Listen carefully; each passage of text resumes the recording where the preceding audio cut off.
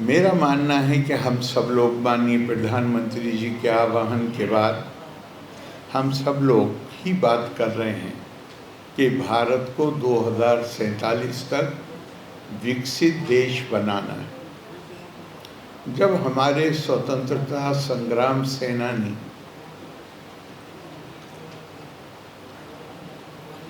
वो त्याग और बलिदान कर रहे थे, तो मैं मानता हूँ कि वो ये नहीं जानते थे कि वो आज़ादी की सुबह का सूरज देख पाएंगे। लेकिन समाज में फैली हुई जो परिस्थितियाँ थी, अकेले अगर मुझे सन सही याद है तो बंगाल का जो अकाल है, जो केवल मानव हमारा जो कृत्रिम अकाल था, सारा चावल भारत से खरीद के और इंग्लैंड भेज दिया गया और लोग जानवरों की तरह सड़कों पर जान दे रहे थे। और उससे भी ज़्यादा परिस्थितियाँ, वो तो एक ख़ास परिस्थिति थी, लेकिन उसके अलावा भी उस गुलामी के नतीजे में हमने ये मान लिया था कि दरिद्रता का जीवन जीना हमारी नियति है। तो जब ये लड़ाई लड़ रहे थे तो इन्हें ये नहीं था कि हम, ज़्यादातर लोगों के दिमाग में ये बात नहीं रही होगी कि वो खुद इस आज़ादी को देख पाएंगे या उससे लाभान्वित हो सकेंगे। लेकिन वो जो परिस्थितियाँ थीं, उनसे मुक्ति पाने के संघर्ष की शुरुआत थी ताकि देश की इस हालत को बदला जा सके। और मैं मानता हूँ कि हम 2047 तक भारत के विकसित भारत की बात करते हैं। इसी के साथ माननीय प्रधानमंत्री जी ने एक और बात कही थी, और वो था पंच प्रण। अकेले भौतिक विकास से चीज़ें बहुत ज़्यादा बदलती नहीं, और भारत की ये कल्पना जो आज दुनिया में है, ये भारत की कल्पना कभी रही नहीं। भारत की कल्पना है ज्ञान विज्ञान सहितम। अकेले विज्ञान, अगर आपने अपने नए ज्ञान के आधार पे, अपने रिसर्च के आधार पे आपने प्रकृति की शक्तियों को बड़ी हद तक, आगे और बहुत बड़ा मैदान बाकी है, लेकिन प्रकृति की शक्तियों को आपने बड़ी हद तक उस पर काबू पा लिया है, और उसको हम भौतिक सुविधाएं उपलब्ध करने के लिए कामयाबी से इस्तेमाल कर रहे हैं। लेकिन उसी के साथ नहीं भूलना चाहिए कि उसी ज्ञान के नतीजे में हमने विनाशकारी हथियार भी इकट्ठे कर लिए हैं, जिसकी मौजूदगी हर वक्त लोगों के दिमाग को आंदोलित करती है कि अगर किसी वक्त इसका इस्तेमाल हो गया तो पूरी मानवता का भविष्य खतरे में आ जाएगा। इसलिए जितना ज़्यादा ज़रूरी है ज्ञान प्राप्त करना, उतना विज्ञान में आगे बढ़ना, उतना ही ज़रूरी है ज्ञान की प्राप्ति। विज्ञान हम साइंस कहेंगे और ज्ञान विजडम को कहेंगे। विजडम क्या है कि जो कुछ भी आपके पास है उसका इस्तेमाल करने में ये दृष्टिकोण बना रहना चाहिए कि इसको मानव कल्याण के लिए ही इस्तेमाल करना है। साक्षरो विपरीतत्वे राक्षसो भवति ध्रुवम। इस दुनिया को जितना नुकसान उन लोगों ने पहुंचाया है जिनके पास ये शक्ति थी, ज्ञान की, यहाँ ज्ञान को मैं विज्ञान के सेंस में इस्तेमाल कर रहा हूँ, विज्ञान की शक्ति थी, और बल्कि उसको इस तरह भी कह सकते हैं कि ज्ञान मत कहिए, उसको विद्या कहिए। उतना बेपढ़े लिखे लोगों ने नुकसान नहीं पहुंचाया। ये कब होता है? जब विज्ञान या ज्ञान के साथ हमारे पास जो नैतिक मूल्य हैं उसका अभाव होता है, जब संस्कारों का अभाव होता है। इसीलिए शायद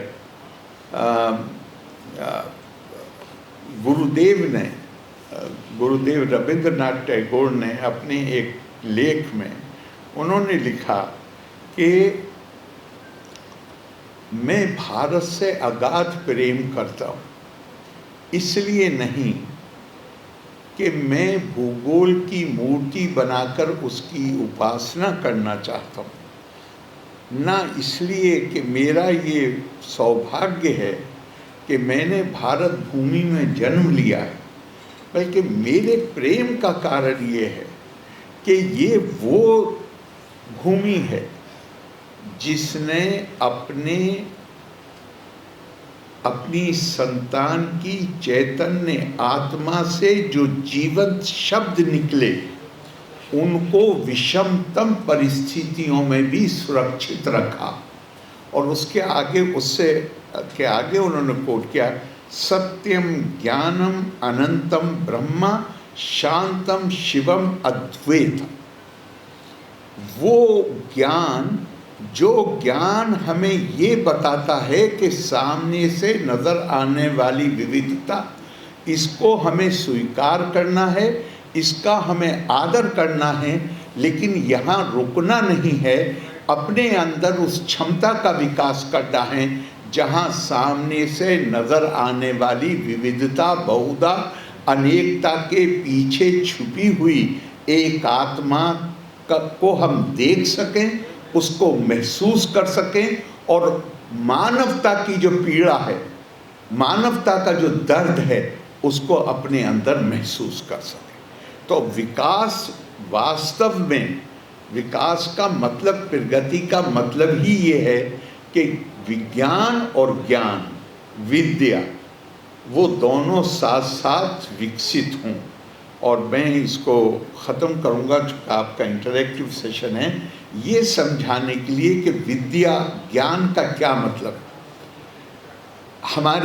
हमारी जो सांस्कृतिक विरासत है उसमें उसका क्या मतलब है।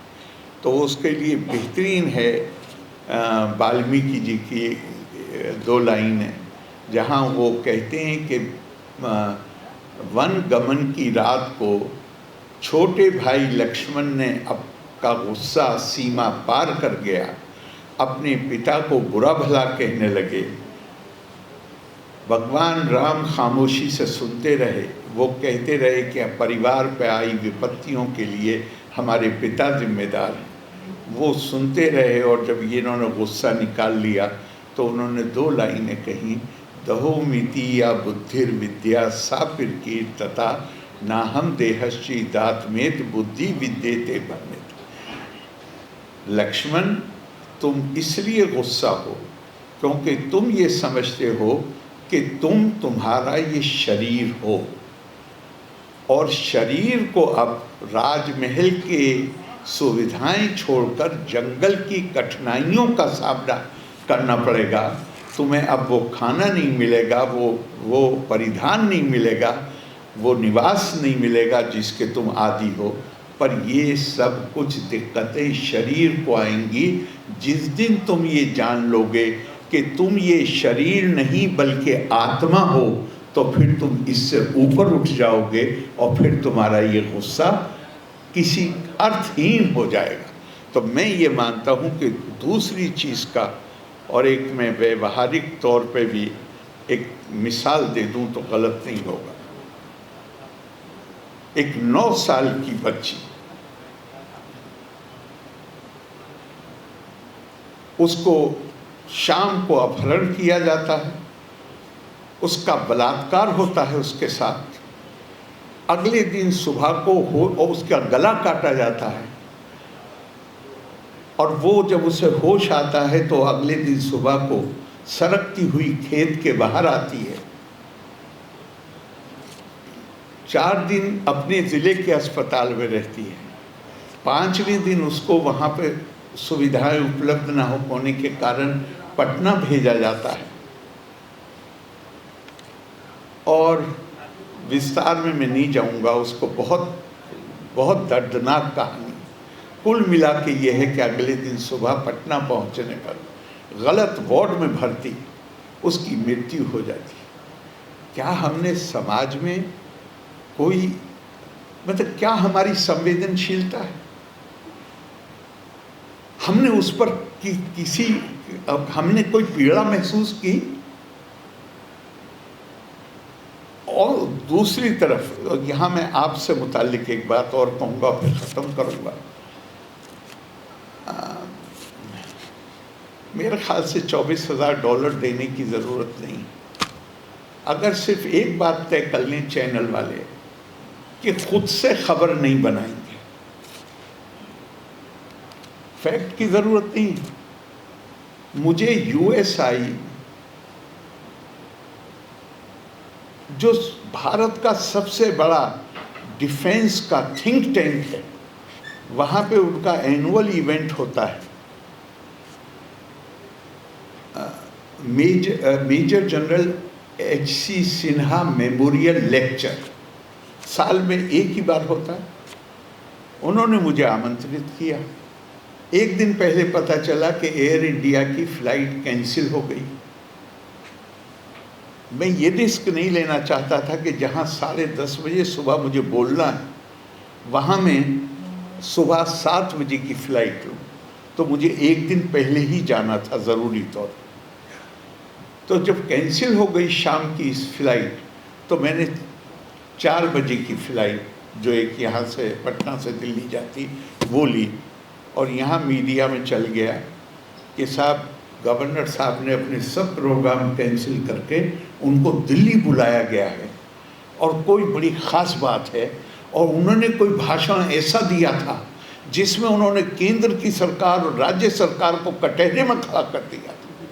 तो इसलिए उनको, और वो सारे प्रोग्राम कैंसिल करके दिल्ली गए।